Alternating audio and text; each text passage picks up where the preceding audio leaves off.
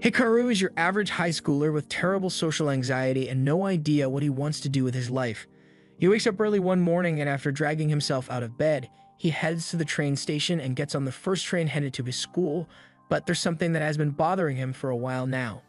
Last night, while he was riding his bike, he saw a mysterious orange light in the sky and heard a voice calling out to him, so he's trying to figure out what it could have been, but he hasn't found any information yet. As he is scrolling, he notices a pregnant woman standing in front of him, as well as two old ladies silently judging him for not giving his seat up to the pregnant woman. He feels like it'd be the right thing to do, so he gets up and is about to offer the pregnant woman his seat, but then he hears a couple of guys in the background making fun of him for being a goody two-shoes. But it turns out that he was just being paranoid and the two guys were talking about someone else. He is relieved once he realizes that they aren't talking about him, but while he was standing in place, the man next to him already got up and offered the pregnant woman his seat instead. So now, Hikaru is left awkwardly standing by himself, and he feels so embarrassed about it that he's about to get off the train, but all of a sudden, a couple of his classmates get on and spot him, so he now has to join them. Hikaru's friends begin talking about their future plans, but Hikaru hasn't actually been listening this entire time because he is still preoccupied with what happened last night. His friends ask him about it, so he explains that from what he remembers, he heard a voice late last night, but he opened his window to see what was going on and saw that the area around the Kagami building was really bright, and he wanted a better look, so he rode his bike up the hill to get a better view, but unknown to him at the time, a huge battle was taking place in the Kagami building and an orange cube was about to be stolen by a girl with robot arms attached to her hips. She tried to escape through the roof, but as soon as she got up there, she was immediately surrounded by the private police force of the building and they recognized her as a Mecha Uda user, so they immediately pulled out their weapons in an attempt to neutralize her, but those mechanical arms make her a difficult target to hit. After the police officers failed to stop her, the guards then pulled out specialized weapons and used them to freeze her in place. The boss then comes out and pulls out a mechanical creature of his own, but this one has been experimented on to make it a more efficient tool. The girl's mechanical arms are outraged by what the man did to one of their kind, but the man shows no remorse as he takes the cube back so he can use it in one of his future experiments. The girl refuses to let that happen. So with the help of the arms, Sinus and Dex, she breaks free from the trap and attacks the weapons developer. In the process of the fight, the girl manages to get the cube from the weapons developer, but because the containment tube was damaged, it ends up getting launched several hundred meters into the air. That was when Hikaru saw an explosion come from the building and he even took a video of it. But for some reason, nothing out of the ordinary was recorded. He also recalls seeing a glowing cube land somewhere near the building, but once again, none of that showed up on his recording. His friends think he must have just had a really weird dream last night, but out of curiosity, since he apparently heard a voice, they ask what kind of voice it was heard last night was, and Hikaru is embarrassed to say, but he tells them that the voice was asking for help. His friends joke that it may have been a ghost, but Hikaru knows what he heard, and coincidentally he hears that same voice again. So even though he's supposed to be attending class, he takes off running in an attempt to track the voice down. He ends up approaching the Kagami building, and he's not sure what he's meant to be looking for, but as he's about to enter a roped-off area, he is stopped by a police officer who tells him that he isn't allowed to be back here. Hikaru asks why, so the officer explains that Kagami made a generous donation to the police station in exchange for a couple of officers helping him with a little situation. But then he gets a message on his radio telling him that Mr. Kagami needs all the officers to head over to the back room, so the officer turns to head for the back, leaving the unknown kid near the restricted area. Hikaru was initially going to turn back since he is a law-abiding citizen, but as he is about to leave, he hears the voice again. So he decides to ignore the do not cross tape and goes searching for stuff in the abandoned section of the compound. He walks around for a while until he comes across an ominous glowing cube in the middle of the floor and he wonders if this is the thing that was calling out to him. He gets close to it and sure enough, the cube begins talking, which freaks him out a little, but he still reaches out to touch it, resulting in a massive flash of light. The cube flies up into the sky and lands on Hikaru's back, causing another flash of light and drawing a lot of attention. By the time Hikaru opens his eyes, he has a massive arm growing out his back, and the arm is really relieved to have finally been saved.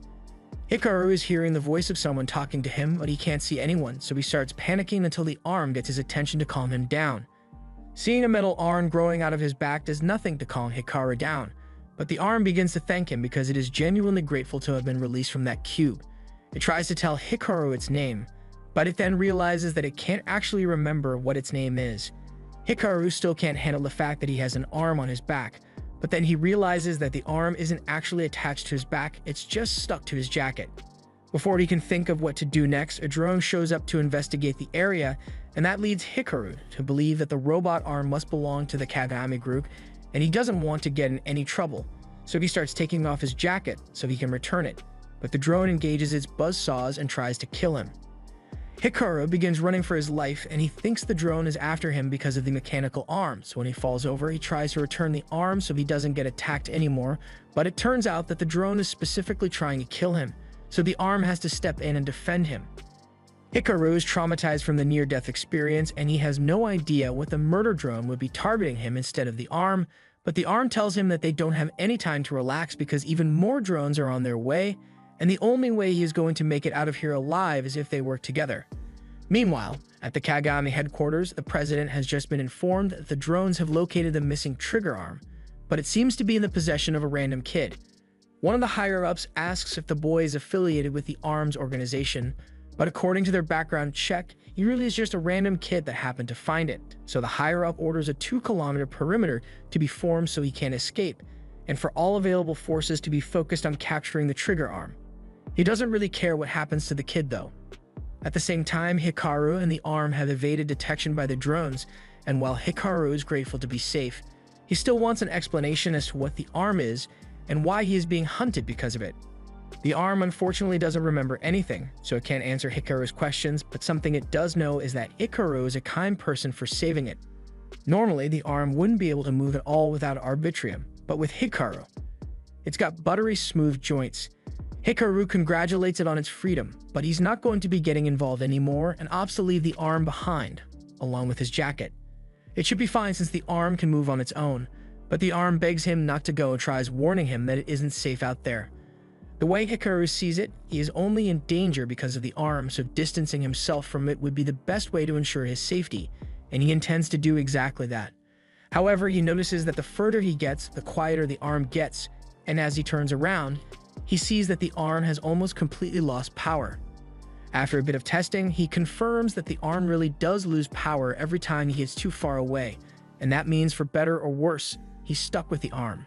The drones eventually catch up to them, but this time the arm says he will handle it himself, so it grabs the floor and begins dragging Haruka around to get him away from the drones. While the arm is doing this, the weapons developer is watching from a nearby water tower, and he is quite disappointed that the trigger arm turned out to be so pathetic, but he still needs to retrieve it, so he will let the drones handle it.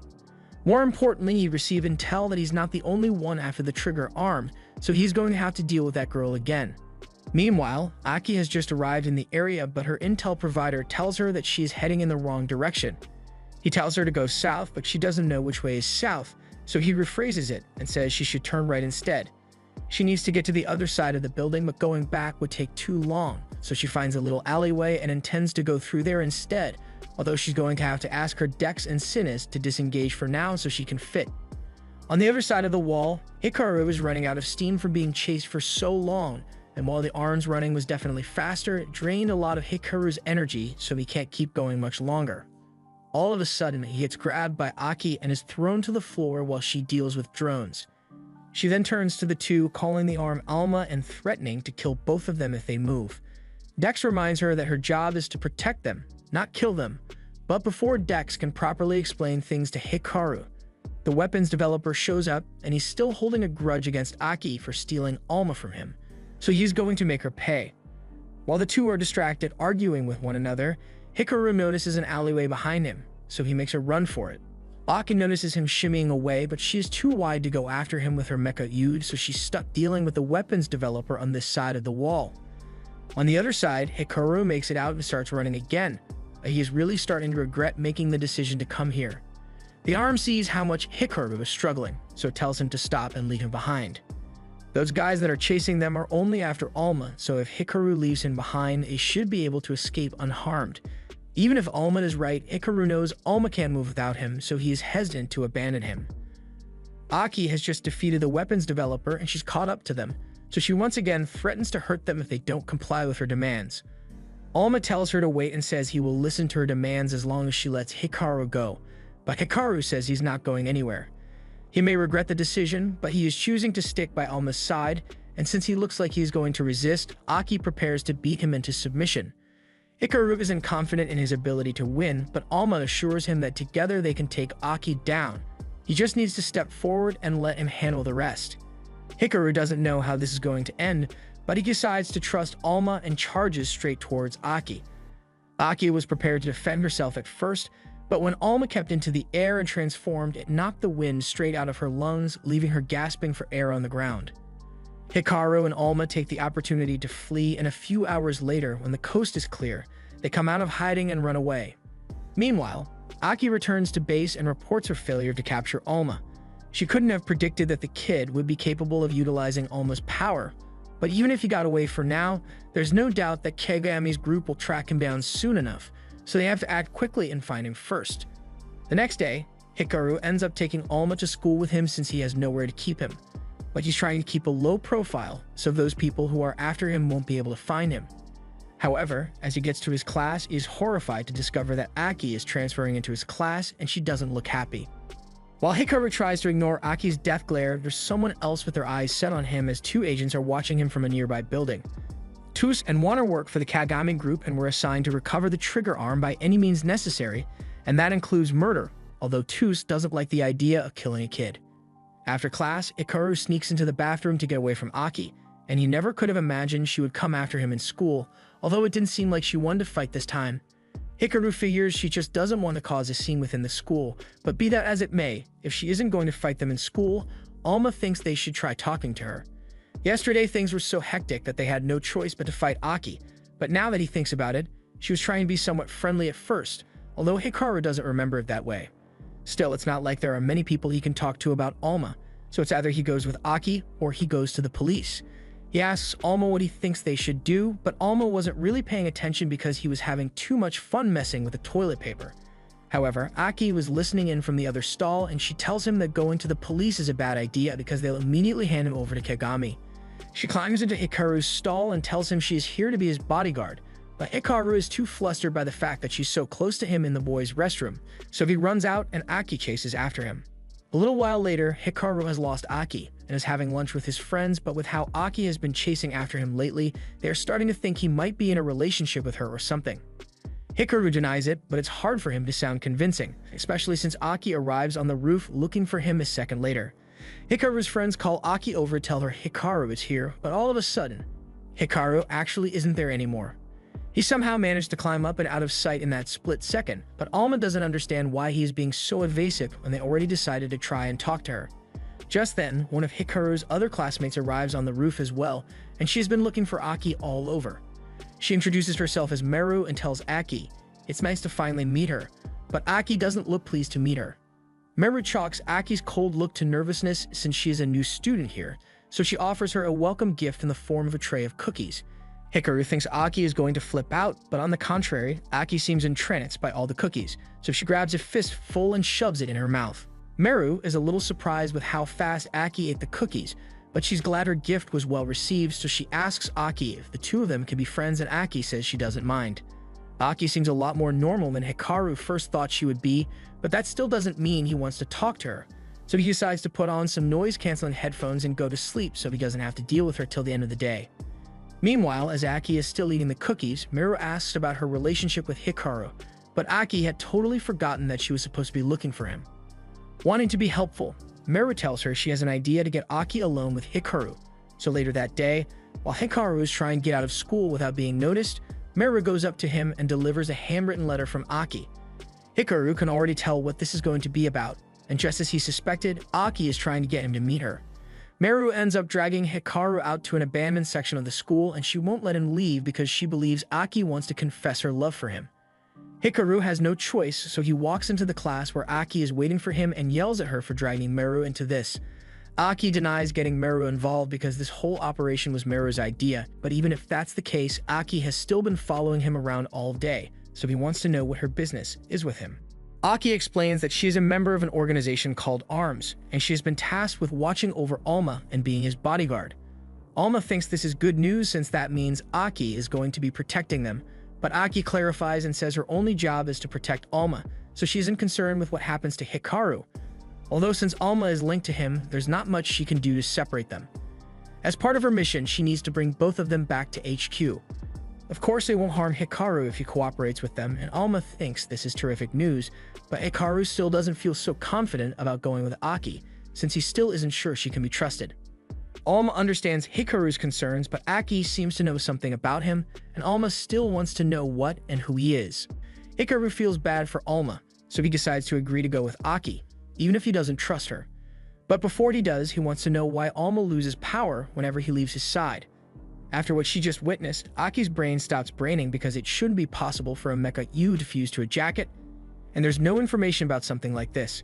She eventually gets up close and tells Hikaru that she needs to take him in for some tests, but he's freaked out by how aggressive she's being and asks Alma if there's anything he can do to get them out of this. So Alma attempts to use the power they used against her yesterday, but while there's a huge flash of light, it doesn't actually do anything because Alma doesn't have the strength for it. That leaves only one other option, so Hikaru grabs Alma and starts running away. But when he tries to leave through the front door, Miru stops him from getting out and says he should finish talking to Aki before she lets him out. Meanwhile, outside, Toos and Wanner are watching the entrance to the building, but because there's a schoolgirl standing outside, they can't do anything without revealing themselves to her. Back inside, Hikaru has been trying to find a way out of the building, but all the other exits have been boarded shut, so it looks like his only choice is to go up. Meanwhile, Aki is still trying to locate him, so Dex says he thinks she should head down the right hall, and Sinis says he thinks she should follow the left hallway, but Aki doesn't listen to either of them and decides to go down, breaking through the floor and landing directly on top of Hikaru. Now there's nowhere for Hikaru to run. Aki can't understand why he is running away when he chose to spare her life yesterday. Hikaru says there's no way he would ever kill a person, but Aki isn't listening anymore and assumes Hikaru must be plotting something and is using Alma. Alma tries to defend him and says Hikaru isn't a bad person, but Aki still doesn't believe him, so Alma tries to use his power to protect him, but once again, nothing happens. Aki takes this as proof that Hikaru isn't bonded with Alma, so she intends to eliminate him right now for the sake of Alma's safety. However, just then Miru walks in because she heard a loud sound, and let's just say the position they're in gives her the wrong idea, so she turns around and leaves to give them some privacy. As she leaves, Aki prepares to resume her elimination of Hikaru, but he's already gone and hidden, so she has to start searching all over the place for him. Once she's gone, Hikaru gets up and tries to walk out the front door, but this time, Wanner stops him and he is wearing one of the Kagami group uniforms, so Hikaru is immediately put on edge. Wanner says he needs some help from Hikaru, but Hikaru doesn't feel like offering any help after the Kagami group nearly kill him with a bunch of drones. Wanner apologizes for that and says they made a mistake with the drones, but he's only sorry that they couldn't finish him off sooner. He blasts Hikaru with a sonic cannon, and although it doesn't do any physical damage, Hikaru falls to his feet because he suddenly feels really dizzy. With Hikaru incapacitated, Wanner kicks the door open to give Toos a clear shot, but he's actually standing in her way, so she can't take the shot. By the time Wanner moves out of the way, Alma is able to drag Hikaru's body to prevent him from getting shot, but they are still in imminent danger, so Hikaru gets up and runs back into the building.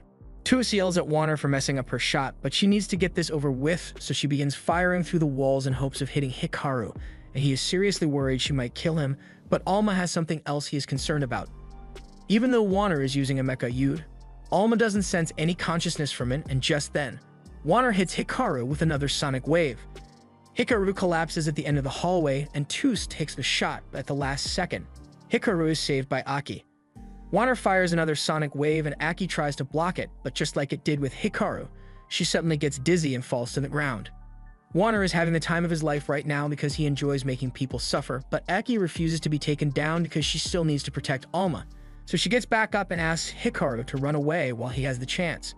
Hikaru doesn't feel right leaving Aki behind to fight by herself, but she pleads with him to just run because they can't let the Kagami group get their hands on Alma. Hikaru listens to her and runs away while she keeps Wanner busy, but then Wanner pulls out a weapon that she isn't prepared to deal with. Hikaru starts climbing up the stairs and he is getting really frustrated with the way people keep coming after him, but Alma stops him and says he doesn't think they should be leaving Aki by herself after all. Hikaru reminds him that Aki said they should run to ensure Alma's safety, but while that may be true, Alma doesn't like the idea of leaving her behind, so he jumps off Hikaru's back and punches a hole through the wall so Hikaru can escape. But as for him, he's going to go help Aki. At least that's what he wants to do, but he loses power as soon as he gets too far from Hikaru. Hikaru ends up agreeing to go with him since Alma can't move otherwise, but they still need a plan of action before they face Wanner and his sonic cannon. It turns out that Wanner managed to defeat Aki by using the shackles that remove the consciousness of Mecha Yud, and he is currently driving her up to the roof for Toos to snipe her. But to his surprise, Toos actually came down in person because he was taking too long to get the job done. She takes one look at Aki and mocks her for being so pathetic, but even though she really wants to kill her, she has orders to bring Aki back alive. She tells Wanner to go back into the building and look for Hikaru, but he doesn't have to spend much time looking for him because Hikaru was already coming up the staircase. As soon as Hikaru spots Wanner, he tries to punch him, but he's no boxer, so he gets dodged. He may not be the best fighter, but he can at least guarantee that Wanner's attacks won't be effective against him. Wanner decides to blast him anyway, but Hikaru wasn't bluffing when he said he was immune to the sonic wave because he has his noise-canceling earpieces in.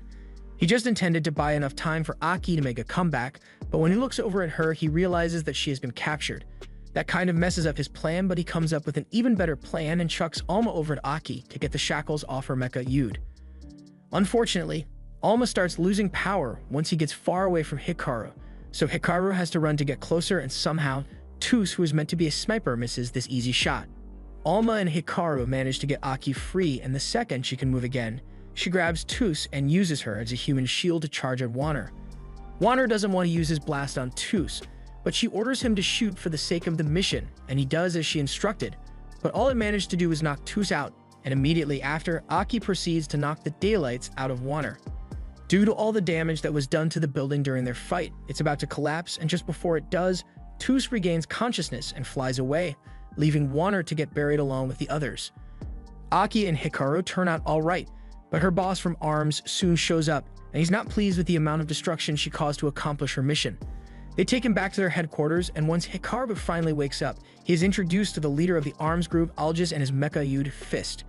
He explains that they fight against the Kagami group, whose goal is to claim all the Mecha Yud as theirs and control them like slaves.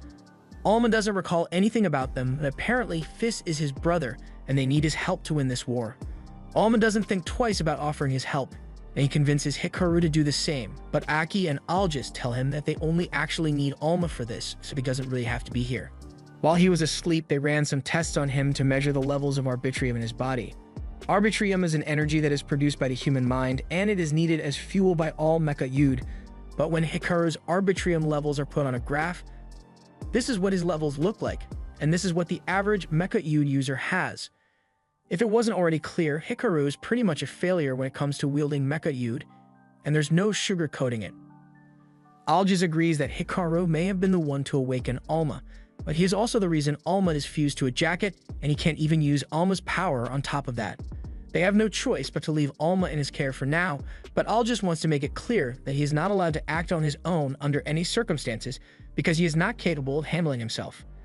Alma tries to stick up for Hikaru, and points out that Hikaru is the only reason he wasn't captured by Kagami, but be that as it may, Quinn says it is still a fact that Hikaru doesn't have the power to use Alma, so he's a liability. Just then, Aki interrupts him and says she believes Hikaru may be capable of drawing out Alma's potential. After all, he was able to harness Alma's power the first time they met, so she is sure he can grow stronger with a little training.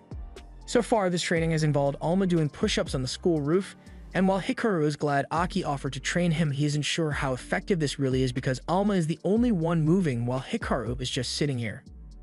Aki tells him that training Arbitrium is about spirit, so he just needs to psych himself up as much as he can to make himself stronger, and that's fine. However, that still doesn't explain how exercise is meant to increase his Arbitrium, but he decides to just go with it for now.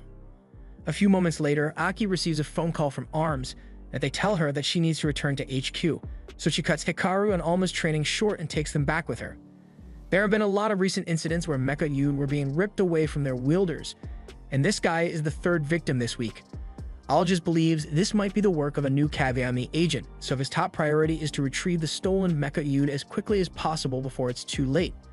Alma doesn't understand what he means by too late, so Dex explains that if a person's Mecha Yud is forcibly ripped from his body, then he will die within a few days. The reason isn't entirely known, but they believe it might be because Arbitrium starts leaking out of the fusion point, causing the person to grow weaker and weaker until they eventually pass away. There's still a lot about Arbitrium that remains unknown, but what they do know is that it has drastic effects on the human biological system. For instance, anyone who fuses with a Mecha Yud gains incredible physical ability, although in Hikaru's case, since Alma didn't fuse with his body, he is still just a regular human. Aki notices some marks on the victim's arms, and she can immediately tell that whoever did this must have been using a worm-type mecha, and Algis already knows where she's going with this, so he reminds her that her job right now is to protect Alma at all costs, so he doesn't want her getting involved in this case even if she has personal reasons. After Algis leaves, Aki ignores everything he just said and says there's something she wants to investigate for personal reasons, but since she has to guard Hikaru, he's coming with her. Meanwhile, over at the Kagami group, they are scrambling to find the whereabouts of Jun, the younger brother of Kagami. He apparently stole an experimental artificial mecha Yude and has disappeared, but no one knows what he intends to do with it. The leader of the 3rd Division offers to get the job done, but the 3rd Division are the same ones who let Alma escape last time, so this time the White Ravens are put on the job. Elsewhere, Hikaru is out with Aki late into the night, and by now he has figured out that she's investigating that case even though Al just told her not to, but he wonders if it's really alright for them to be out here by themselves. Aki refuses to answer him, but a moment later they hear the sound of horns nearby, and on the other side of the containers, we see the White Ravens busy looking for Kagami's younger brother. The group's leader, Amada, tells all his men to continue searching the area, but just then, Aki and Hikaru approach them.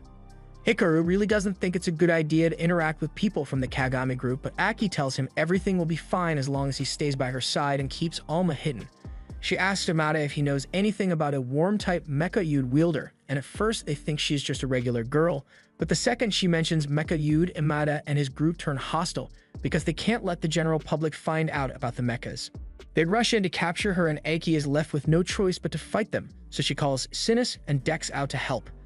Amada is shocked once he realizes that she is a mecha wielder, but they still have to take her down, so he orders the White Ravens to regroup and attack again. Meanwhile, Hikaru gets blown away in the scuffle, and while he's trying to get back on his feet, he notices a young boy with an inhaler hiding in a corner.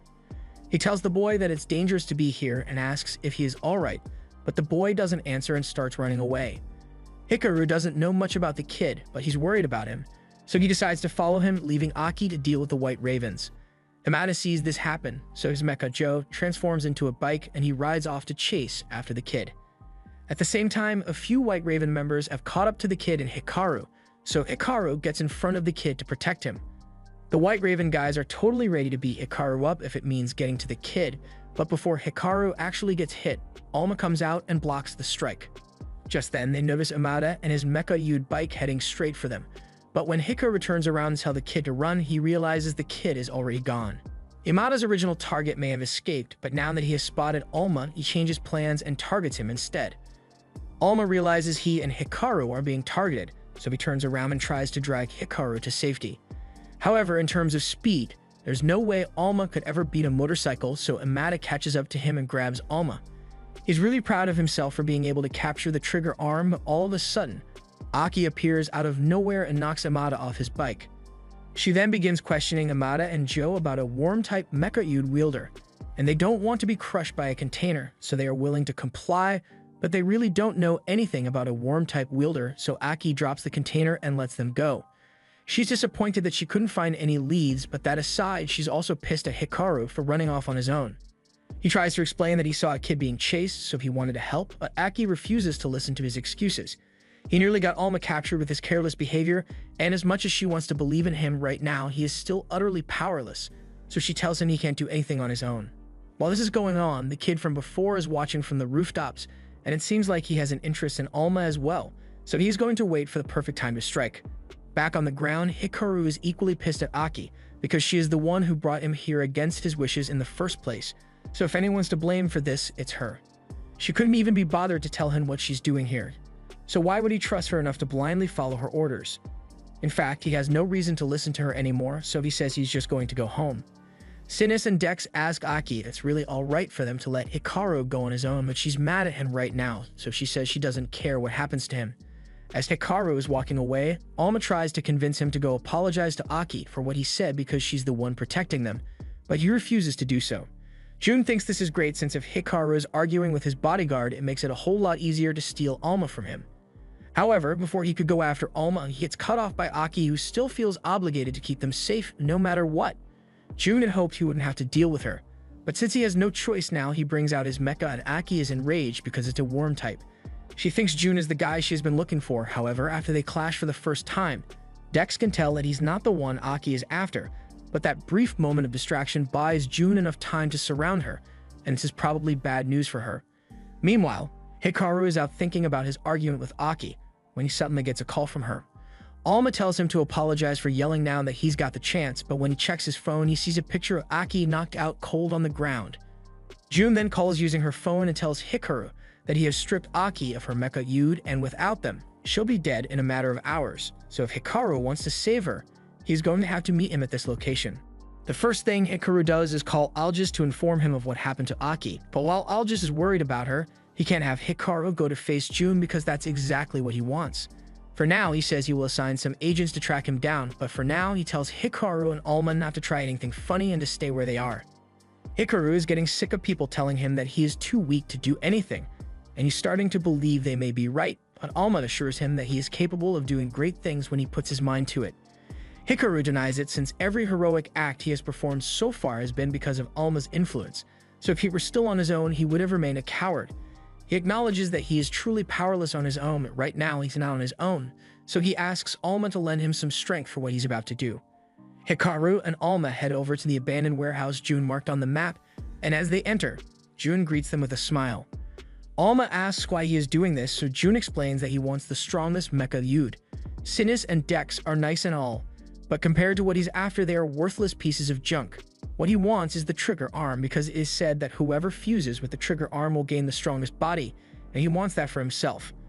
June begins attacking with his mecha, and Hikaru is forced to start running around the room to avoid getting hit, but once the opportunity presents itself, he closes the distance and tries to grab Sinus and Dex, but June is one step ahead and blocks all his attempts. He mocks Hikaru and tells him he is nothing more than a weakling. And while Hikaru doesn't deny the fact that he is weak, he refuses to let that stop him from doing the right thing, so he charges back in. He's able to outpace June enough to break through his defenses. June is pissed that Hikaru is making him work so hard, and his asthma is starting to act up, so he decides to end things once and for all. He forms a giant cage around Hikaru, and once there's nowhere left for him to run, June electrocutes him until he collapses to the ground. He then captures Hikaru and begins pulling Alma away from him until they are ripped apart. June is relieved that he finally has Alma so he can fix his body, but to his surprise, Alma is still able to move and knocks him over. He doesn't understand what's going on since a Mecha Yude shouldn't be capable of moving on their own, but he gets even more confused when Hikaru starts moving as well because he should be on the verge of death after having his mecha ripped out. Hikaru reaches out for Alma, and as the two touch, Alma's true power is unleashed, so June is starting to get worried. He tries forming a fist to knock them out, but he is sorely outmatched by Hikaru and Alma, so they easily crush it. The two of them launch a fist at June, and just when he thinks he has blocked it, Hikaru runs up and finishes the job with one final punch. June is down for the count at this point, so Hikaru and Alma think they can finally relax, but unfortunately they were wrong. The head of the White Ravens has shown up, and both Hikaru and Alma think they are going to have to fight again, but the man assures them that he isn't getting paid to fight them right now, so he just wants to take June and go. He also picks up Sinus and Dex, which he intends to take as well, but Hikaru says he isn't going to let him get away with them. The man is totally ready to get forceful, but June stops him and says he wants to be the one to defeat Hikaru, so he forbids the man from harming him for now. The man concedes and gives the Mecha Yude back to Hikaru, but he assures Hikaru that they will meet again someday, and when that day comes, he won't be able to escape so easily. A little while later, Aki wakes up in a hospital with Sinus and Dex reattached to her, and once she learns that Hikaru is the one who saved her, she goes to meet him up on the roof while he's trying to sew Alma back to his jacket. She sits down next to him and things are a little awkward, so Hikaru asks what it was she was looking for last night. Aki tells him she was searching for the person who killed her family, but the only clue she has is that the person is a worm-type Mecha Yude wielder, and it turns out that June wasn't the guy who did it. She acted rashly because of her quest for revenge, so she is thankful that Hikaru saved her. She wants to do something to pay him back, so she offers to sew Alma back together for him. But she's really bad at sewing, so Hikaru tries to stop her, but in the process, Miru walks in with some sweets and misunderstands the situation. Hikaru is now officially a part of ARMS, so a few days later, he is sent out on his first mission for the team. A couple other ARMS members are on standby, while Hikaru is clinging to the top of a transport truck that is holding captured Mecha Yude, and when Ed looks inside, there's a really dangerous-looking fat guy in there beating up a scientist. The others were already expecting this, so they remind Hikaru that he should just stick to the plan and set off the EMP they gave him once the truck passes the interchange up ahead. Hikaru intends to do as he is told, but when Alma sees the fat man abuse his shackled mecha Yude, he refuses to stand by any longer and does something that causes the truck to flip over and cause a major accident on the road. Hikaru managed to make it out alright, but now he has to run as fast as he can because Alma gave away their position, and now he's a target. Unfortunately, the fat man throws the truck in front of him to cut off his escape route, and things are looking pretty bad for him. So ARMS member Tani and his mecha Carex decide to go help him a little. The man launches several missiles at Hikaru, and he's just barely able to dodge them, but the guy has 3 mechas on him, so he pulls out an arm cannon next and aims to turn Hikaru to ash. However, just before he could get hit, Tani zooms in and pulls him to safety. Hikaru is thankful for the help, and Alma apologizes for causing such a mess with his actions, but they don't have much time to talk because the man soon locates them, and he goes in to attack once more. However, this time he gets intercepted by Aki and is knocked to the ground. She is disappointed that Hikaru and Alma managed to mess up such a simple task, so she tells Tani to get them out of here before they cause more problems for the mission. Once the man gets back up, he notices that Aki has 2 mechas, but he still believes he is superior because he has 3. However, as he tries to kick her, she easily catches him, and when he tries to blast her, he runs out of energy and passes out. Evidently, using a mecha Yude takes a lot of stamina, so it takes a lot of training to be able to wield more than one effectively. Training that this guy did not have, especially considering he has never seen the inside of a gym. Aki doesn't think the guy will be getting back up anytime soon, so she decides to contact the recovery team to come get this guy. But while her back is turned, someone else shows up and uses a worm-type mecha to do something to the guy. So by the time she realizes something is wrong, the guy is already back on his feet, and he is even stronger than he was before. Aki is having a lot of trouble dealing with the guy's strength now, and her chances of victory aren't looking great, but thankfully, Hikaru comes running in and knocks the man away. Aki yells that she told him to run away, but he couldn't just sit and watch while she was in trouble, so he made the decision to help her anyway. The man gets back up and fires his laser cannon, but Hikaru and Alma see it coming, and together they are easily able to deflect the blast. The man then tries to crush them with the truck, but Hikaru is completely unharmed and dashes forward once last time before knocking the guy out with a single punch. Once the battle is over, Tani comes up and congratulates Hikaru on doing such a good job because his efforts allowed them to rescue so many mecha Yude, and he is grateful for all praise, but Aki seems a lot more interested in the man. Back at HQ, while Aki is taking a shower, she has flashbacks to the time she spent with her sister and how she made a promise to protect her, but she ultimately failed to keep that promise, so now the only thing she can do is avenge her family. Outside the shower area, a scientist Aki had asked for help is waiting for her, but once she finally comes out, he starts freaking out because this is the first time he has seen her fresh out of the shower. He explains that he's just here to give a report on the matter Aki asked him to look into, and unfortunately, he wasn't able to get any useful information from the man they captured. They inspected the mecha Yude he was using, and none of them were worm types, but Aki clearly remembers seeing a worm type, so something strange is going on. The guy tells Aki that he knows she's trying to avenge her family, and he vows to help her investigate it with everything he has, so he wants her to rely on him instead of Hikaru, but by the time he is done speaking, Aki has already left to go get Hikaru. Over at Hikaru's house, Alma wakes up and realizes that he and Hikaru overslept, and if Hikaru doesn't wake up soon, they are going to be late for school, so he starts trying to drag him out of bed by the pants and even offers to help him change his clothes. Just then, Aki busts into Hikaru's room through his window, and since he's not ready for school yet, she says she will help him get dressed and her offer is non-negotiable. Meanwhile, at school, all the students are excited because they heard that there will be a new transfer student joining their class today, and the dude is apparently mega rich, so everyone wants to get to know him. Just then, the door opens and everyone turns to see Aki holding Hikaru, who's only half-dressed. They all immediately think there's something going on between them, and Meru is already imagining things, but once Aki sets Hikaru down in his, she informs them that a new transfer student is joining their class. This is the first time Aki has heard of this, and just then, a call comes in over the PA system, and the guy's yelling for Hikaru to go up to the roof. So Hikaru and Aki head up there, and they find June waiting for them. The second Sinus and Dex see him, they immediately attack because of what June did to Aki the last time they met, but he is able to block her attack with his mecha.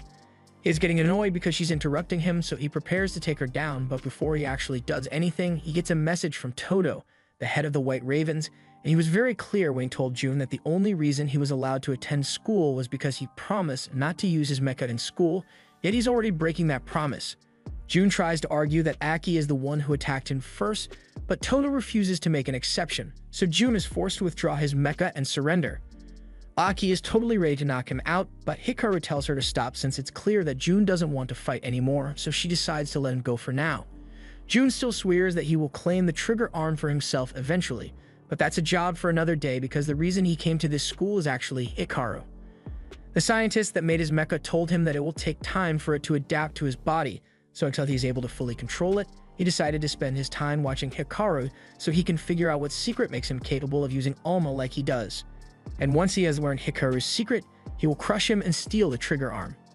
Hikaru notices that Jun keeps referring to Alma as the trigger arm, so he asks if Jun knows any other useful information about him since Alma lost his memories. But before Jun can answer, Aki attacks him one more time because she thinks he is too dangerous to be left alive. She was completely ready to go through with it too. But Alma and Alma grab her because they need to get some information about Alma's past from Jun. While they fight, Jun starts walking away, but before he leaves, Jun reminds Hikaru that his mecha restrictions only apply to school, so if he ever catches Hikaru lacking on the streets, he's not going to let him get away. Later that day, Aki and Hikaru are walking through the halls together and Aki is sticking really close to him, which is starting to get annoying for Hikaru. He is forced to distract her with an imaginary rice ball in order to create some separation, but that doesn't last very long because no matter where he goes, Aki is always right there next to him. He eventually manages to lose her, but he had to use his lunch as another distraction, so he hasn't eaten anything yet. And just as he was contemplating what to do, he hears Jun's voice coming from above him. Jun remembers asking Todo if he knows what makes Hikaru capable of using the trigger arm without any training, and Todo had no idea, so he suggested that it might be the food Hikaru eats or something. So he waves his black card and says he's going to treat Hikaru to lunch today so he can see what he eats. Hikaru thinks the offer is strange, but he did have something he wanted to talk to Jun about, so he starts asking him if he knows anything about Alma's past.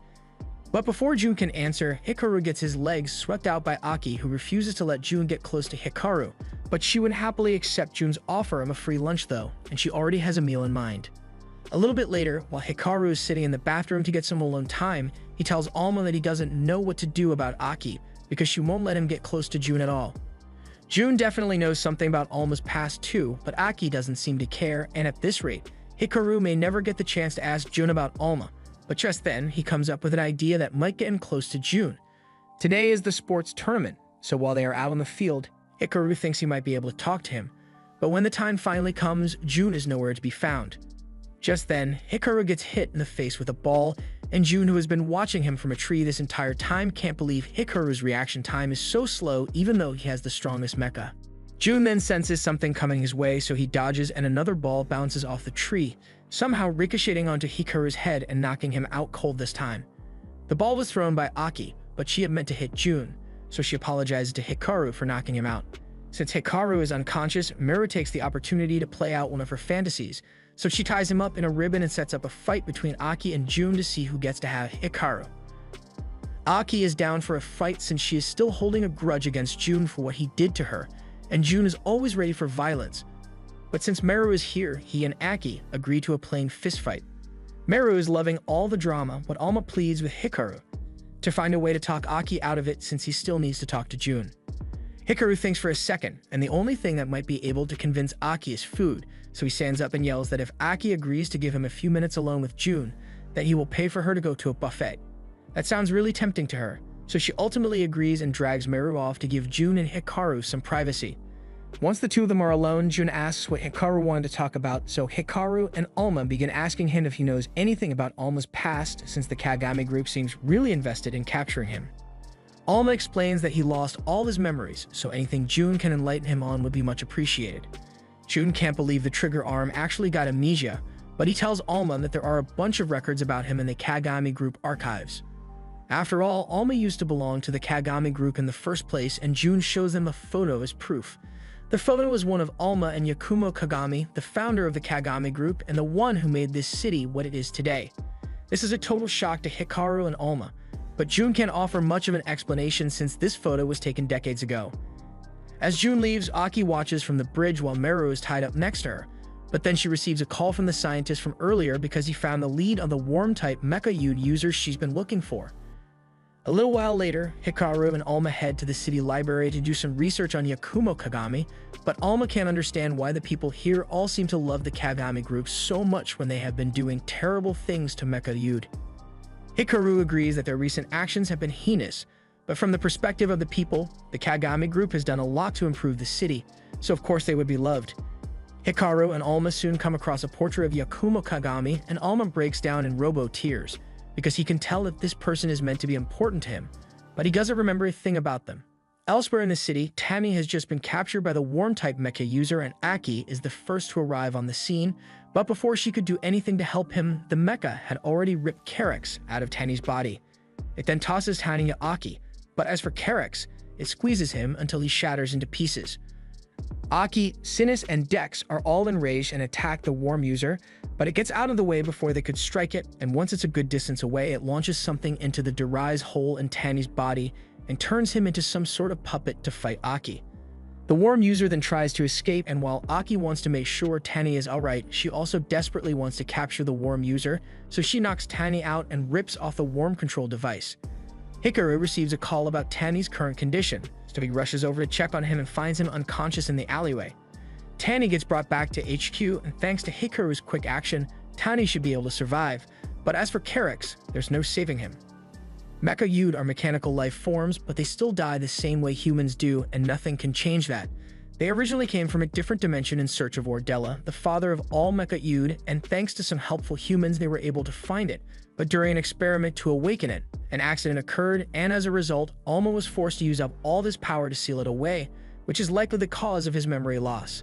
The key to Ordella lies within Alma's forgotten memories, and depending on who gets their hands on it, the fate of the world may hang in the balance. When Aki met up with Quen, he informed her that the worm-type user she's looking for is still on the loose. He first realized this when the incident reports showed that there was someone stripping people of their mechas aside from June.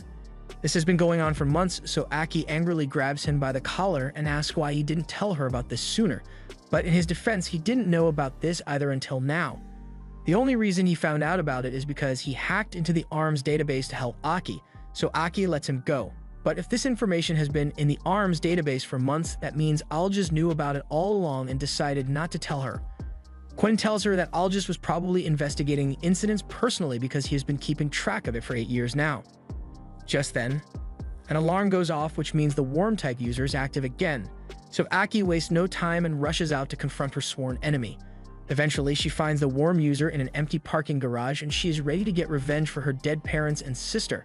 But as she gets close to the worm-type user so she can attack, she gets a good look at her face, and it turns out to be her little sister, Fubuki. Back when Aki and Fubuki were still little, they would play games together with Sinus and Dex, but Aki never really understood the point of the game. A few moments later, their mother entered the room and called for Fubuki to come out since it was her turn to do the experiments. Normally, Aki would have to do this, but her leg was injured at the time, so Fubuki was filling in for her. Fubuki left the room with a smile, but that was the last time Aki saw her, because the next thing she knew, the facility burst into flames and neither Fubuki nor her parents were ever seen again. That is until now. Aki, Sinus, and Dex are all in disbelief that Fubuki is still alive, and Fubuki is just as happy to see Aki, but from the way she's coughing, it's obvious that she isn't in great condition right now. Her worm mecha comes out, and the second it does, Sinus and Dex grab and slam it into the wall. There are a lot of questions left unanswered, but for now, they have to get out of here since ARMS is about to arrive on the scene. By the time the ARMS agents arrive in the garage, there's nothing there aside from the crack in the wall and one of Aki's broken hair clips, so Al just knows she must have been there. Outside the garage, Aki is still holding the worm mecha hostage, and she intends to get the answers, so she asks the mecha if it was the one who killed her parents. The mecha tries to explain and tells them it was all an accident, but Sinus and Dex refuse to let her finish because they think she's lying. Sinus was there with Fubuki on the day of the incident, and he clearly remembers the worm mecha attacking everyone. The only thing he doesn't know is why it did it. Fubuki pleads with Aki to stop and tells her that it's not Amaryllis' fault that their parents died. Fubuki blames herself for the incident and apologizes over and over to Aki, so Amaryllis tries to comfort her. There's definitely a lot more to the story than they had initially thought, so Sinus and Dex tell Amaryllis to tell them exactly what happened that day. On the day of the incident, everything was going as planned, and Fubuki was having fun telling her mom about the game she played with Aki. The experiment was meant to shed light on the possibility of arbitrium amplification, so Amaryllis and the woman she had derived with at the time walked in to assist. However, the second Amaryllis locked eyes with Fubuki. An unknown phenomenon occurred, causing both Amaryllis and Fubuki's arbitrium to resonate. Amaryllis tried to stop it by derising with Fubuki, but in the end it only made the situation worse. Fubuki has wanted to talk to Aki about this for so long, but she could never find the courage to face Aki since it's her fault that their parents died. Amaryllis assures Fubuki that it wasn't her fault, but even if Amaryllis claims it was all an accident, Aki still blames her for everything, so despite Fubuki's plea, she intends to destroy Amaryllis here and now.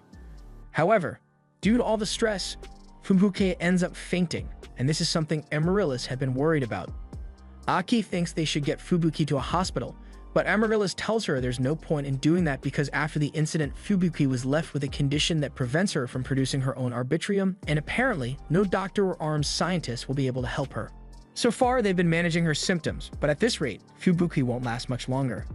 According to Amaryllis, there's only one way to make sure Fubuki survives, and it's going to be difficult to do. The next morning, when Hikaru's alarm goes off, Alma wakes him up because this is the time Aki usually comes flying through his window. However, today the window is still in one piece, and instead of her usual entrance, Aki rings the bell at the front door. Hikaru and Alma both think something's off since Aki never uses the front door, but it seems like she doesn't want to talk about it, so Hikaru isn't going to probe. Just then, Meru runs up to the two of them, and she's got something she wants to ask both of them. Since there's a big test coming up, she suggests that they should all have a group study session, including Jun, who has been spying on Hikaru from over there all morning. She goes up to him and asks if he would like to join the study group, but Jun says he's not going to be attending a silly study group because he didn't come to this school to learn. Meru completely ignores Jun's statement and yells over to ask Hikaru if they can have the study group at his house. Hikaru thinks about it for a second, and while he likes the idea of getting to spend time with Meru, he already knows Aki and Jun are going to get into a fight, and he would rather not have that happen in his house. He tries talking Meru out of the idea, but Meru insists and asks Aki to back her up on this. Aki politely declines, but Meru tries to convince her, saying this is a great chance to go to Hikaru's house. However, Aki goes to his house every morning, so there's nothing special about going for a study session. She then walks off, and Hikaru walks after her since he can tell that there's something wrong, but Aki refuses to tell him anything. Back at ARMS, one of the scientists there has gotten tired of not knowing what's going on, so she moves over to Quen's workstation and asks if he has any information about Aki since she hasn't come to HQ in a while. Quen initially denies knowing anything, but after a little violent persuasion, he admits that he may have had something to do with Aki's current situation. Meanwhile, Aki is sitting next to her sick sister while Amaryllis explains how they've been surviving so far. Since Fubuki can't generate her own arbitrium, Amaryllis has been sucking the arbitrium out of other mecha users and feeding it to her, but apparently, Fubuki's illness is progressing too fast for Amaryllis to keep up. There's very little time left before Fubuki's condition becomes critical, so Amaryllis urges Aki to do whatever it takes to ensure that her sister survives. And as it turns out, the only way for Aki to guarantee Fubuki's life is to take the life of Hikaru. At the same time, all across the city, all the mecha users who Amaryllis had infected, both ARMS and Kagami group members, begin to lash out in violent fits for no apparent reason, but Algis seems to have an idea as to what might be causing it. All available ARMS agents are ordered to go out into the field and restrain the mecha users that are out of control, and the Kagami group receives the same orders. Later that evening, Meru, Jun, and Hikaru are all heading to his house to study as planned. However, as they are walking, Hikaru receives a message from Algis, so he has to cancel on them and runs in the opposite direction. A little while later, he arrives at ARMS HQ, and Algis apologizes for calling him in on such short notice, but there's an issue he needs Hikaru's help with. There are dozens of mecha users who suddenly went out of control recently, and Algis believes the one behind it is the worm-type mecha users. He also has a video of Aki making friendly contact with this worm user, so he believes Aki may be involved in this somehow, and if he's right, then that means she has betrayed both humanity and the mecha dude. For now, he wants to capture and bring her in for questioning, but she's a powerful mecha user, so they might have to use force to stop her. Alma and Hikaru can't believe Algis suspects Aki when she's one of their comrades, but you can't run an organization based on feelings like that. The only reason Aki joined ARMS was because her goal aligned with their interests, but if her goal has changed, then there's nothing stopping her from betraying them. Hikaru refuses to accept that Aki would do something like that, so he rushes off to go find her before ARMS does so he can figure out what's going on. At least that's the plan. Queen points out that Hikaru has no idea where to find Aki in the first place. Quen has carefully weighed their options, and he has come up with the perfect solution to track Aki down. And it involves this guy. Hikaru recognizes Wanner as the guy who tried to kill him a couple of days ago, and it's clear that Wanner doesn't want to be here, but he doesn't have much of a choice in the matter. But before they discuss how they'll find Aki, Wanner's mecha comes out and begins profusely apologizing for Wanner's actions the other day. Hikaru is a bit confused by the situation since he thought Wanner's mecha was meant to be brainwashed, but after he was captured, ARMS was able to remove the shackles and free Kagemaru. Quentin was reluctant to have Kagemaru rise with Wanner again, but there was no one else who could, and Kagemaru said he wanted to do it. Kagemaru intends to properly educate Wanner on what it means to fight for justice, and he will make sure Wanner learns even if he has to beat the concept into his skull. He forces Wanner to get down on his knees to apologize and swears to Hikaru and Alma that the two of them will be useful on their mission. Out in town, Kagemaru is busy scanning for Aki, but Wanner keeps complaining that he wants to go home, so Kagemaru gets annoyed and yells at him to work harder so he can atone for his wrongdoing. Hikaru and Alma are starting to wonder if this is really the best option for finding Aki, but Kagemaru assures them that it's only a matter of time before they find Aki since he is using acoustic sonar to track her resonant arbitrium. Just then, Hikaru gets attacked from behind, so Kagemaru pulls him out of the way. The one who attacked him is Jun, and he is tired of Hikaru running away from him, so he declares that he won't leave Hikaru's side until he figures out the secret behind his power. If Jun is going to be hanging around them anyway, Alma asks if he is willing to help them look for Aki, but Jun never liked Aki to begin with, so why would he want to help look for her? To convince him, Alma says he will tell him a bunch of Hikaru's secrets at the study session if he helps them. Jun agrees and word reaches Todo of his decision, so he informs Jun's brother and asks if he should send someone out to keep an eye on him. But Jun's brother couldn't care less about his safety and says the company is more important, so he won't be diverting any personnel to watch over him. Meanwhile, Kagemaru has just tracked Aki's arbitrium to the parking garage and he's getting a strong signal, so he believes Aki must be nearby. However, when he reaches the source of the arbitrium's signature, they are confronted by Aki, and she looks like she is seriously going to follow through on Amaryllis' advice if it means saving her sister. Hikaru and Alma are worried about her, so they start asking if she got caught up in something involving the worm user like Al just said, but she cuts them off and says she needs Hikaru to come with her. Hikaru says he's fine with it since he trusts her, but he still wants an explanation as to what's going on. However, even though they already agreed to go with her, Aki still jumps into the air and attacks him anyway. Hikaru is completely caught off guard by this, but before Aki could knock him out, Jun steps in to defend him. He still doesn't like Hikaru as a person, but he has already sworn that he will be the one to defeat him, so he's not going to let Aki beat him to it. Aki tries to kick her way past Jun, but he still outclasses her in strength by a lot, so within a few moments he has Aki totally restrained. However, Hikaru comes up behind Jun and tells him to release Aki immediately. Sure, she may have attacked him first, but Hikaru is sure she has a good reason, so he asks her to calm down and listen to him. He doesn't know what she's going through, but he's willing to help her if she will just tell him what's going on.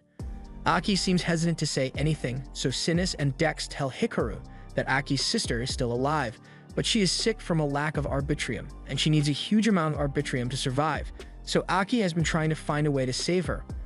According to Amaryllis, since Hikaru was capable of awakening Alma, then he might have enough arbitrium in his body to cure Fubuki. However, the second Amaryllis was mentioned, Jun starts laughing because he knows exactly what's going on here. The Kagami group has extensive files on Amaryllis, so we can say with confidence that Amaryllis has probably taken Fubuki hostage and is controlling her. Sinus and Dex don't believe Jun, so they start yelling at him, but Hikaru interrupts and says he is still willing to go with Aki since they are friends. Aki is a little surprised since this is the first time Hikaru has ever called her his friend, and speaking of which, Alma reminds them that they still have a buffet to go to after this, so they should hurry up and help Aki so they can take her as well. Jun becomes frustrated because it's like they didn't hear him when he specifically said that Amaryllis is trying to trick them. He refuses to let Hikaru go, but Hikaru shakes Jun off and tells him he has no right to stop him. He then turns to Aki and extends his hand to her so they can go help Fubuki, but after being reminded of how nice Hikaru always is to her, Aki can't bring herself to sacrifice him like she had planned, so instead, she tells him she doesn't need his help. There have to be other ways to save Fubuki, so she isn't going to involve an outsider like Hikaru in her family problems. And to top it off, she tells Hikaru that she's not his friend, so he shouldn't act so familiar with her.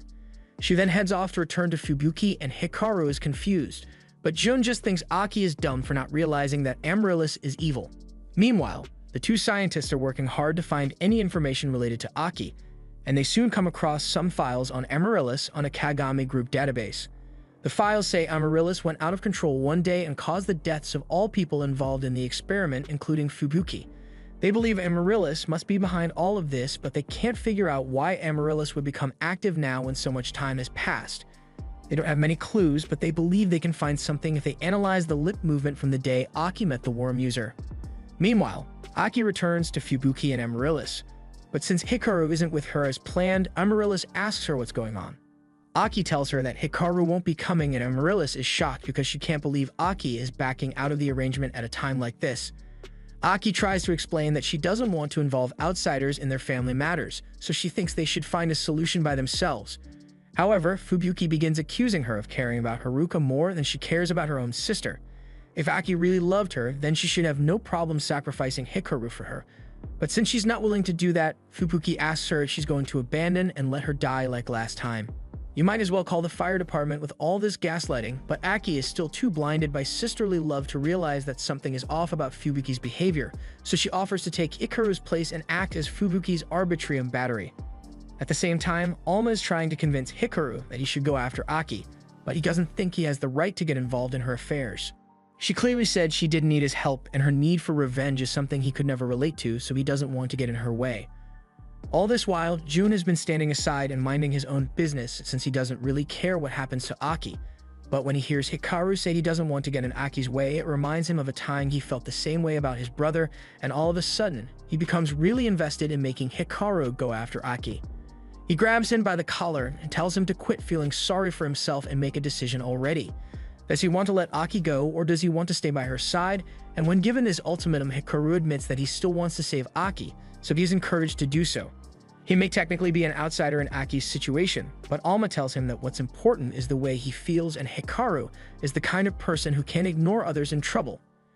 Now that it has been decided that they are going to help Aki, Alma asks Wanner and Keijimaru to help them track her down again, and Keijimaru is more than happy to help, but Wanner wants to go home. Meanwhile, back at ARMS, Quinn has figured out that the worm user is really Aki's sister, but it makes no sense to him since records clearly show that Fubuki should be dead. And that aside, why would she only choose to show up now of all times? Just then, Algis shows up behind Quinn and tells him that Amaryllis made an appearance because she is after Hikaru's arbitrium. Quinn is shocked that Algis has been standing behind him this entire time, but even more so because Algis already knows about Amaryllis. Algis explains that Amaryllis came out of hiding when she figured out that Alma had been awakened, so he was trying to take care of it in secret before it became a major issue. He didn't think Aki would be able to handle the truth if she found out that her dead sister was being puppeteered by Amaryllis, but his secrecy ended up driving Aki to the point where Amaryllis could manipulate her. Back with Aki and Amaryllis, Amaryllis is frustrated that Aki didn't bring Hikaru to her after all the trouble she went through to play the part of Aki's sister. She drops the act and decides that she's just going to get rid of Aki with her puppets. Aki is starting to realize that the real Fubuki would never act this way, and Amaryllis calls her an idiot for taking this long to figure it out. Amaryllis attacks Aki using her puppets, and Aki defends herself pretty well, but then Amaryllis begins acting like Fubuki again to catch Aki off guard, and while Aki is distracted, Amaryllis grabs and restrains. Amaryllis had intended to stick with Fubuki's body as her host for a little while longer, but since she has Aki here, she might as well take her body too. Stennis and Dex grab Amaryllis, but Amaryllis knows Aki won't let them destroy her since it would mean hurting Fubuki as well. In fact, this is just like the time when she first took over Fubuki's body because Aki and Fubuki's parents were desperately trying to get her to release their daughter, but there was no way Amaryllis was going to give up such a good puppet, so she killed Fubuki's parents with her own two hands. After hearing this, Aki is devastated and Amaryllis is about to finish her off so she can take over her body, but at the last second, Hikaru and Jun come crashing through the window and knock Amaryllis down. Aki yells at Hikaru for coming here when he knows Amaryllis is after him, but he says he doesn't care about the danger because he is here to save his friend. Now that her main target is in the room, Amaryllis gets up and tries to grab Hikaru, but Jun stops her and says he's not letting anyone aside from him lay a hand on Hikaru. Aki tries to get Jun to stop so he doesn't hurt Fubuki, but Jun doesn't give a damn about Fubuki's well-being. He's just here to make sure that Amaryllis doesn't kill Hikaru. Just then, Amaryllis grabs Jun and tosses him aside so she can get to Hikaru, but Jun still refuses to let go and uses his mecha to retrain her. Amaryllis finds it amusing that Jun thinks he can beat her with an artificial mecha that's basically a knockoff of her, although she thinks it's fitting that a failure like him has such a mecha. Jun is offended, but before he can say anything, Amaryllis covers his mouth and resumes her attack on Hikaru. Alma blocks the strike, but for some reason, he can feel power leaving his body every time Amaryllis hits him. It's going to be difficult to fight if Amaryllis can absorb their power in the process, so Aki steps in front of Hikaru to defend him.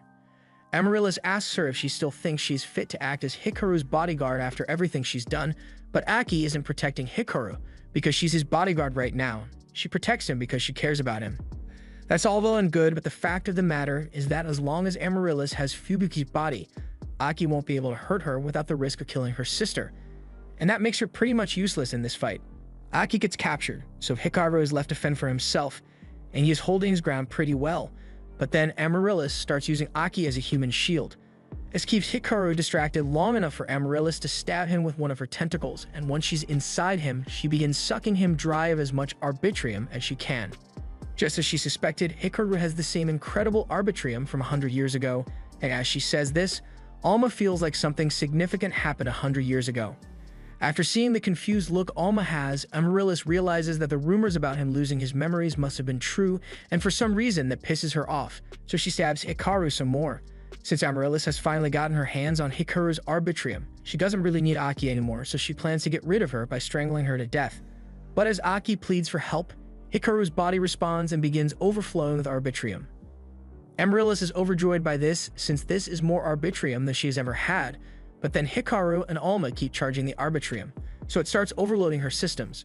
While Amaryllis is distracted by the Arbitrium overload, Hikaru and Alma free Aki from her hold, and as they do so, there's a massive flash of light. When the dust finally settles, Hikaru, Aki, and Jun are all on the ground together, and they are not sure about what just happened, but something Jun is certain about is that he will make Amaryllis pay for what she said to him.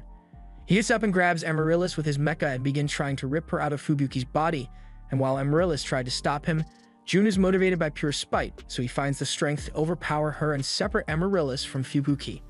Once Fubuki is free, she regains control of her body, and Aki is really relieved to see that her sister is alright, but while Amaryllis may have been separated from her primary host, she still has all the rest of her puppets at her disposal and tries to use them to capture Aki. However, now that Amaryllis can't use Fubuki as a human shield, it's pretty easy for Aki to fight back against her. Hikaru then takes over from there, and with the help of Alma, they are finally able to defeat Amaryllis. But before she is destroyed, the last thing she says is that it's Alma's fault that she turned out this way because he caused Yakumo Kagami's death. The next morning, things go back to the way they usually are, with Aki busting through Hikaru's newly repaired window, and the two of them heading to school together. On the way to school, Aki apologizes to Hikaru for causing him so much trouble, but Hikaru tells her she doesn't need to worry about it since that's what friends are for. They help each other out in times of need. In that case, Aki says she has another favor she would like to ask of him. She wants him to help her study, which seems like a simple request, but he doesn't understand why she would want to study now since she already missed all the tests. Aki explains that she wants to study so she can help Fubuki catch up on the past 8 years of school that she missed once she has recovered. Right now, Fubuki is in physical therapy to get used to her body again, and ARMS is taking good care of her, so Aki has decided to stick with the organization. And as such, she promises to continue guarding Hikaru 24 hours a day, and while Hikaru is glad to have Aki around again, he tells her she doesn't have to follow him around that much. Meanwhile, over at the Kagami Group Research Lab, they have finally finished construction of a gate that will lead to the Mecha Yude world, and once they get there, they can take control of all the mechas that are still dormant. However, to power the gate, they are going to need the Ordella, and the only thing that can activate the Ordella is Alma, so they intend to use everything at their disposal to capture him. The following day on the way to school, Hikaru's friends are watching him from behind a corner because two really suspicious people just showed up and started hassling him and Aki. The two people are actually ARMS agents, and they were sent here as additional bodyguards for Hikaru, since Aki hasn't had much success keeping him safe. Aki has no right to refuse their help since this order came directly from ARMS. Coincidentally, Kazuha happens to be nearby, and after failing to make any progress on capturing Hikaru, he was stripped of his mecha and got demoted to security guard duty. However, once he notices Hikaru, he thinks this is his chance to regain his honor. So he tries to arrest him, but before he can do that, Aki grabs Hikaru's hand and jumps off the bridge with him onto the back of a moving truck. The truck driver apparently didn't hear the sound of two teenagers landing on his truck, so he just kept driving with Hikaru and Aki on top, and Hikaru is really disappointed that his day is starting out like this. Alma apologizes for ruining Hikaru's normal life, but Hikaru tells him he has nothing to be sorry about because they are in this together, so no matter what craziness comes their way, they'll overcome it together. At least until Alma can get his memories back anyway. Speaking of Alma's memories, there's something Alma has been meaning to tell Hikaru, but before he could say anything, he was interrupted by Sinus and Dex, who are in the middle of a deep philosophical debate about whether honey or jam is better. They are trying to make breakfast for Hikaru and Aki before this truck gets to school, but Hikaru points out that the truck is driving in the opposite direction from their school. Come to think of it, he has no idea where this truck is actually going, and all of a sudden the truck stops as the driver gets knocked out by a blow dart. Some members of the Kagami group have come to capture Hikaru, including the 3rd Division head, a goth Luida, and a new guy. The 3rd Division head really doesn't want to have to be here, so he tells his subordinates to get this over with quickly. And that's all the Luida needed to hear because she starts firing dozens of spikes at Hikaru with her shackled Mecha-U machine gun. Aki takes Hikaru and ducks behind the truck as the Luida fires into it, and there's no way the truck driver is surviving this, but for now, Aki tells Hikaru to leave this to her and head to school so he doesn't get marked absent. Hikaru agrees and starts running away, but Kazuha comes up from behind and blocks his path. While all this is going on, Oyama and Kayano are being held down by Hikaru's friends due to a misunderstanding, so those two aren't going to be of much help anytime soon. Kazuha says he intends to capture Hikaru to make up for his mistakes, but then the 3rd Division new guy interrupts him and climbs on the truck, saying he will handle the capture of Hikaru from here. However, as he moves to attack, Kazuha notices that the new guy's mecha is the same one that was taken from him when he got demoted, and he wants it back really bad, so just before the new guy gets to Hikaru, he attacks the new guy and starts wrestling with him to get his mecha back. With all the chaos going on around them, Aki reminds Hikaru that he needs to head to school, so he starts running again, but this time his path gets blocked by the unconscious body of the new guy. So he turns around and finds that Kazuha has gotten his mecha back, so now he has to deal with him. In the meantime, Aki sneaks up on the Luida and tries to take her down, but she manages to get out of the way in time and nearly lines up the perfect shot to take Aki out with her minigun, but she accidentally jumps backwards into Kazuha and knocks him over. She yells at him for getting in her way, but Kazuha yells back at her for bumping into him with her edgy eye patch. Once she gets off him, he goes back to attacking Hikaru, but Hikaru jumps up to avoid it, and while in the air, he and Alma go into battle mode together. Kazuha tries attacking again with his whip, but Hikaru and Alma dodge and grab a hold of the chain before flinging Kazuha straight into the Luida and knocking them both down. She looks really embarrassed now that Kazuha is sitting on her, and while the two of them are dealing with the awkward situation, Aki sneaks up from behind and knocks them both out. And upon seeing his team get beaten, the division head decides he has done enough work, so he clocks out for the day and asks Tuz to pick up the new guy in Luida if she gets the chance, because he doesn't really care if they get captured or not. At the same time, Aki and Hikaru are in the process of tying everyone up, and Alma says he has something important to tell Hikaru, but before he could say it, Aki called him over and asked for help because she got herself tangled up pretty badly. Unfortunately, while Hikaru is trying to get her untied, Kazuha gets back on his feet and tries to give him a back shot, but Alma notices in time and blocks it. However, that doesn't stop Hikaru from falling over and knocking himself out. Once he finally wakes up, everything has been taken care of and the Kagami group members have been restrained, but Alma feels terrible because he let Hikaru get hurt. Hikaru tries assuring him that it wasn't his fault, but Alma firmly believes that Hikaru would be better off without him and says he does not want someone else getting hurt because of him. Hikaru realizes that Alma just sent someone else, so he asks if Alma might have recovered his memories, and it is confirmed. Hikaru thinks this is a good thing, but Alma reveals that he has had his memories back ever since the fight with Amaryllis, and Hikaru is a bit confused, so he asks why Alma kept it secret until now. Alma doesn't know what to say, so he tells Hikaru he doesn't need to get himself involved and starts crawling away. Normally, Aki would chase after Alma to keep him safe, but she thinks there's no need since Alma can't get more than 5 meters away from Hikaru without losing power. The only problem is he's not losing power and he's really fast for an arm, so Hikaru and Aki quickly lose track of him.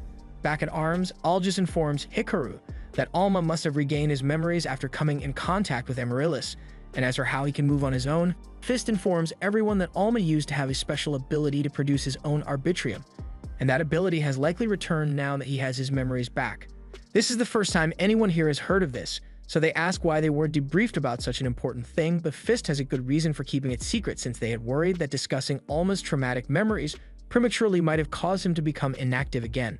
In any case, they need to locate Alma, so Aljus tells everyone to be on the lookout for him. However, when Hikaru says he wants to help, All just tells him that since Alma can move on his own now, Hikaru is no longer needed, so he doesn't need to get involved anymore. Both Hikaru and Kwon are a bit shocked upon hearing Algis say this, but Kwon says this is a good thing since it means Hikaru can go back to his ordinary life, but Hikaru refuses to accept that. They can't just expect him to go back to being a civilian after everything he has been through with Alma. Since Hikaru is being so insistent, Algis and Fisk relent and decide to tell him the whole truth. Back on the Mecha Yude world, they had almost completely depleted the planet's supply of Arbitrium, so all the Mecha Yudes were on the verge of extinction.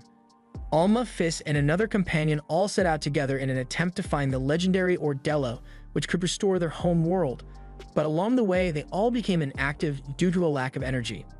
Luckily, they managed to arrive on Earth before that happened, and on the night of their arrival, Yakumo Kagami happened to be nearby.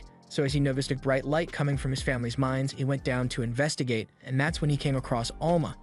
However, shortly after that, a cave-in occurred which would have almost certainly killed Yakumo if he was alone, but he luckily fused with Alma and got out of there in time. Fisk fused with Yakumo's older brother, Tsukihiko, and Tsukihiko seemed to have a disease that was related to Arbitrium, so he agreed to join the Mecha Yude in their search for Ordella so he could find a cure for himself, and Yakumo also agreed to help since it sounded like a lot of fun.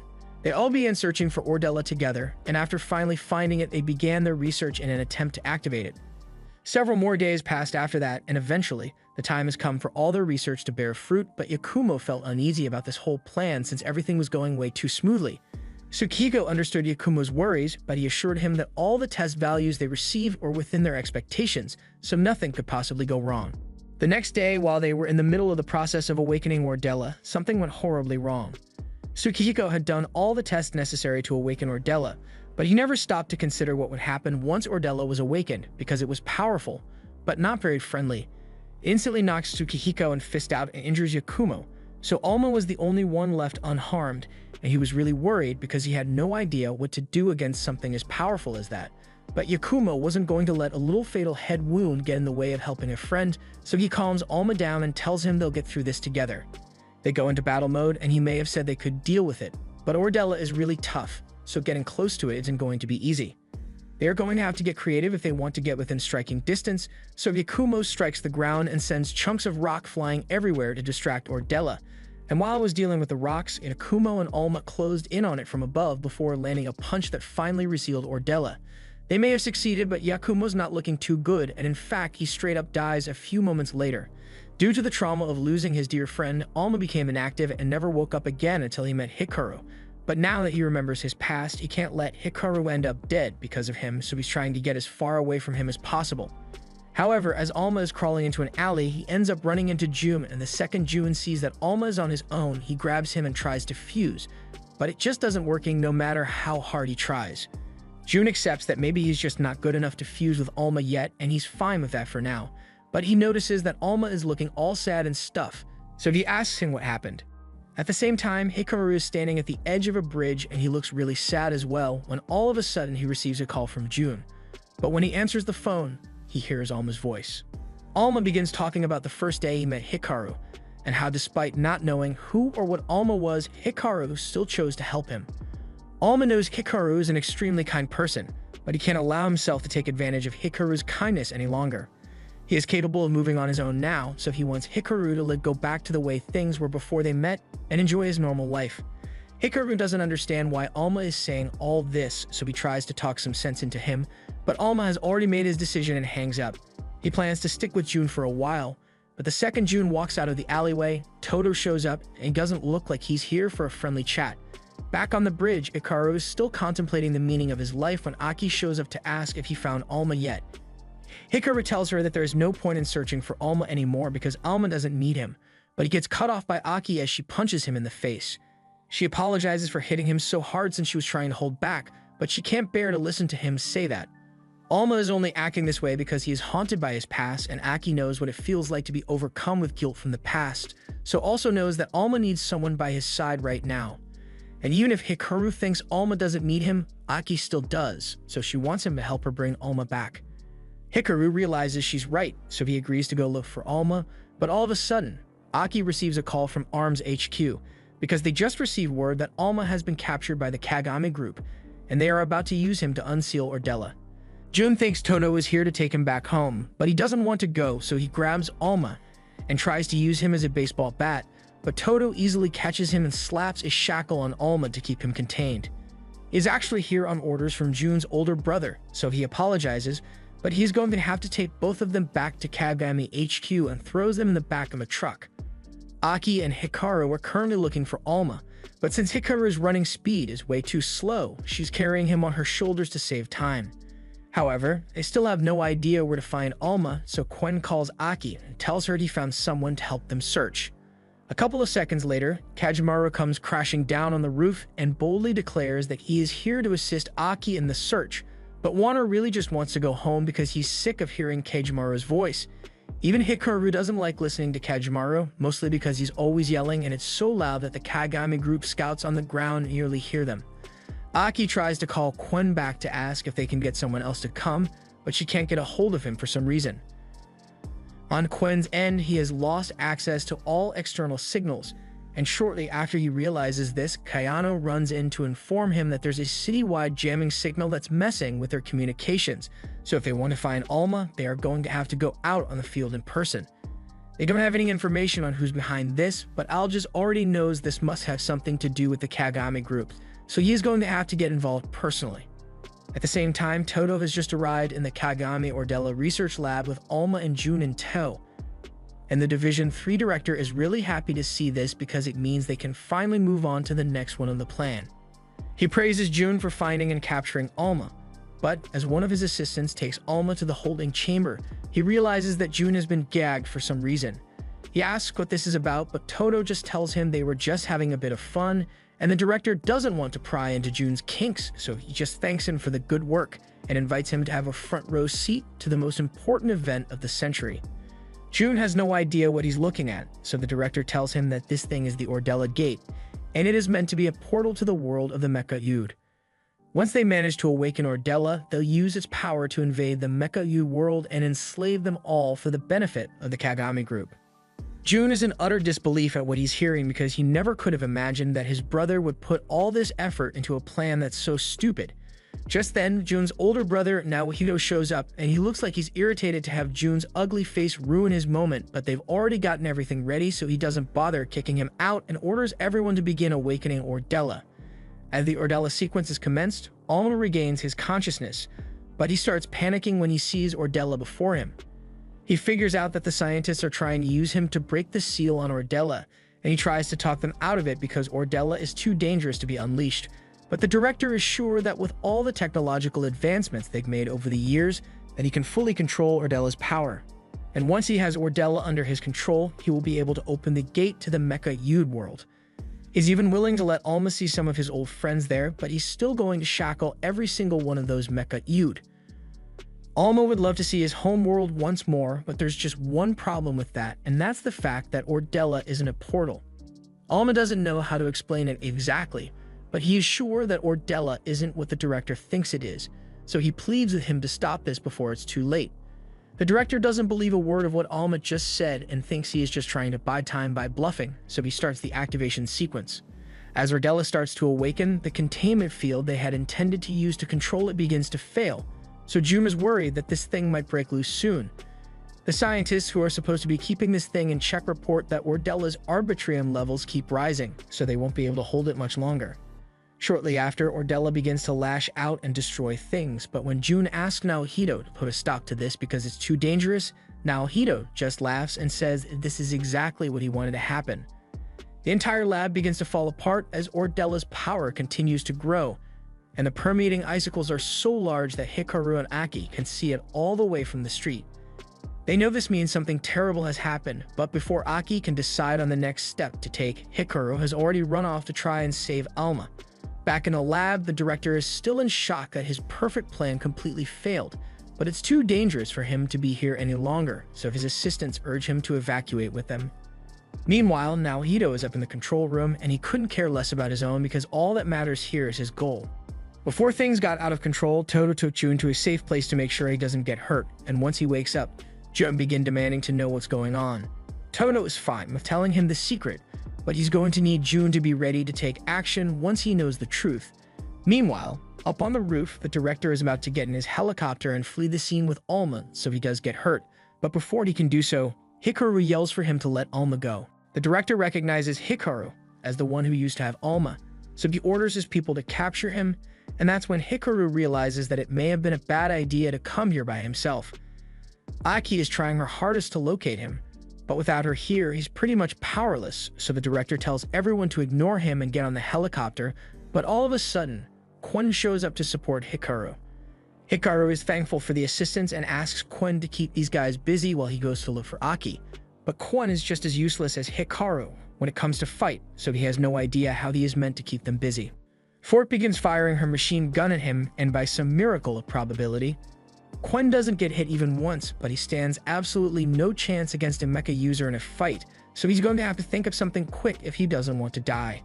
He looks around for a second, and that's when he notices a shackled mecha-U nearby, so he pulls out a device that he made to undo the shackles and runs over to the mecha to free it so they can fuse together. He might not have much fighting experience, but now that he's got a mecha, he's at least enough of a threat to hold his ground for a little while. Unfortunately, he has never trained his body to support a mecha before, so after a few minutes of use, he runs out of Arbitrium and nearly passes out.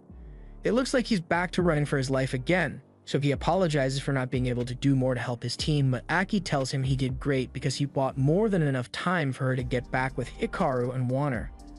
Unfortunately, Aki gets held up by Kazuha, and he's itching for a rematch after last time, so he's not going to let her get past him without a fight.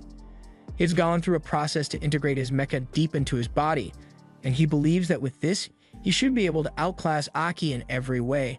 But just to prove a point, Aki decides to stand there and let him do his attack, but instead of blocking with Sinus or Dex, she catches his whip with her bare hands. She makes it clear to him that it's not his mecha that's holding him back, it's his own lack of skill and strength that causes him to lose over and over, and until he learns to accept his weakness and grow from it, he will never be able to beat her. Kazuha refuses to accept that he's just weaker than Aki, so he charges at her again, but this time, Aki doesn't have the patience to display her dominance, so she just knocks him out. Now that she has dealt with Kazuha, she wants to hurry and catch up to Hikaru and Kwon, but before she could leave, someone shows up to interfere with her yet again.